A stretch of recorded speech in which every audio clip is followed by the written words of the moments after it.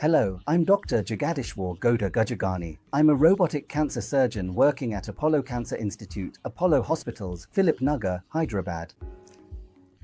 We would like to explain about robotic surgery and its role in cancer.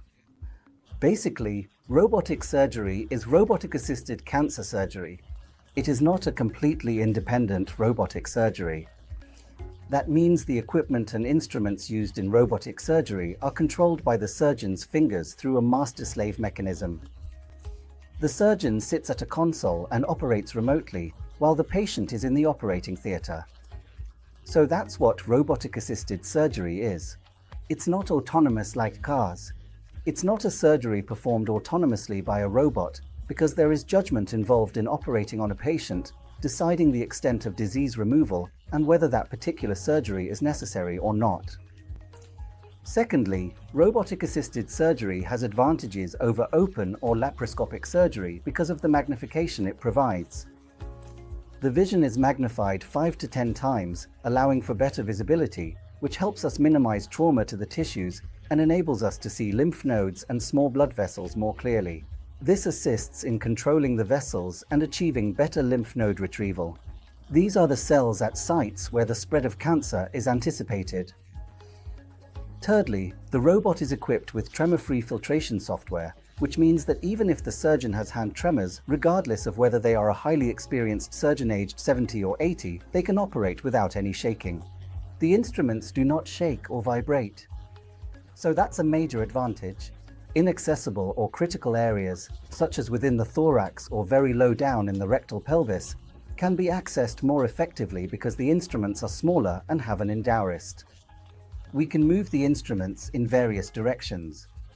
Unlike laparoscopy, which only allows straight movements, here the instruments can be manipulated, enabling us to reach vital structures, such as in cases of esophageal cancer or colorectal cancer, and operate with ease. Another major advantage is that we can use additional ICG, which is indocyanine green dye.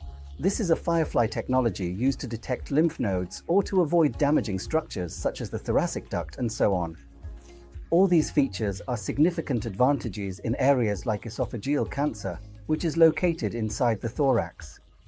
For lung cancer as well, where previously we would have needed large incisions or a thoracotomy to perform the surgery. Instead of that, we can perform the surgery robotically. At the same time, thanks to the magnification, enhanced vision, and tremor-free software in the instrument's endowrist, we can minimize damage, resulting in fewer postoperative complications, a higher number of lymph nodes retrieved, and a quicker recovery for the patient.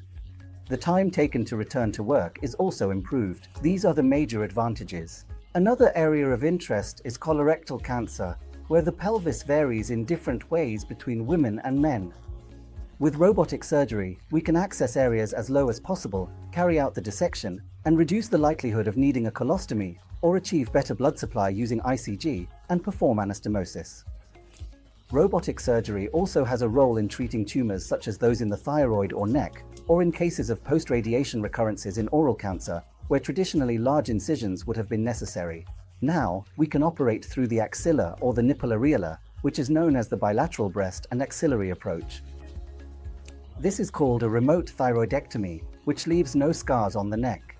Essentially, it offers both cosmetic benefits and a cure, so that's an advantage. Another point is that oral cancers within the pharynx, when they recur after radiation, would have previously needed a large incision. If they're small, we can insert the robot through the oral cavity and remove the tumor.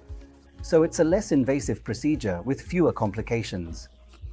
Even in breast cancer, there's a new and innovative technique called uniportal robotic breast-assisted surgery, where, especially in patients with hereditary or genetic predisposition, we can perform a nipple areola preserving mastectomy and place an implant at the same time. In urological surgery, for cases like partial nephrectomy where we preserve the kidney and stitch it back together, it's actually quite straightforward because suturing with the robot is far superior to suturing with laparoscopy. And apart from that, in prostatectomy where preserving the nerves is crucial for continence, that is, bladder control and sexual potency, it's extremely vital and beneficial in prostatectomies. So, in urological surgeries such as conduit procedures and bladder cancers, it's also quite useful in all these cases. Besides that, right hemicolectomies, stomach cancers, lymph node dissections, and mediastinal tumors as well. These are various areas where we can utilize robotic surgery not for straightforward cases, but particularly for complex ones where a lot of suturing is needed, where the tumor is difficult to reach, and where we aim for better and quicker recovery with smaller incisions.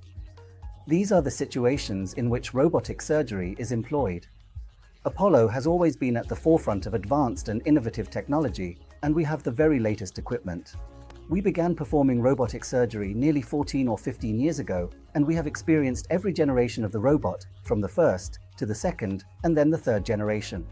Currently, across India, the fourth generation robotic SHI is available everywhere, and this new generation is accessible to people for specific cases, with particular indications and distinct advantages.